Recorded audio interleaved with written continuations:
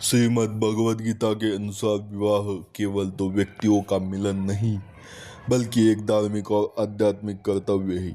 गीता जीवन के हर पक्ष को योग और कर्म से जोड़ती है और विवाह भी इससे अछूता नहीं है। गृहस्थ जीवन एक यज्ञ के रूप में है। गीता के तीसरे अध्याय में भगवान कृष्ण यज्ञ के महत्व को समझाते हैं।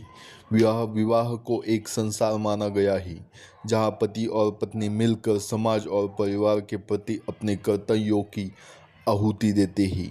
निस्वार्थ भाव से एक दूसरे की सेवा करना और परिवार का पालन पोषण करना ही निष्काम कर्म का अभ्यास है। सहधर्मिणी और सहधर्मचारी भी महत्वपूर्ण है। शास्त्रों और गीता के सिद्धांतों के अनुसार जीवन साथी को सहधर्मिणी या सहधर्माचारी कहा जाता है। इसका अर्थ है वह जो धर्म के मार्ग पर आपके साथ चले।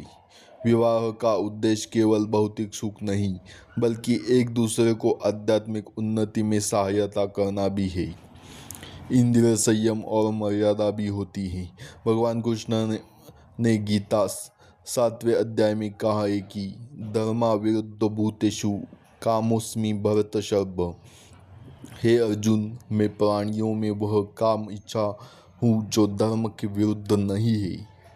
इसका अर्थ है कि विवाह के भीतर रहकर मर्यादापूर्ण प्रेम और इच्छाएं पवित्र है और वे स्वयं ईश्वर का रूप है।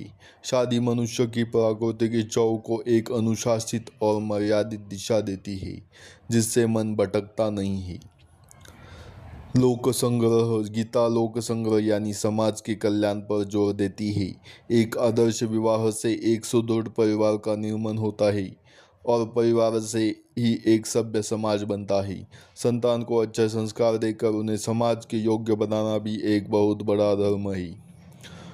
शादीशुदा जीवन में अक्सर संघर्ष होते हैं, लेकिन गीता में स्थित प्रज्ञ संतुलित बुद्ध होना सिखाती है।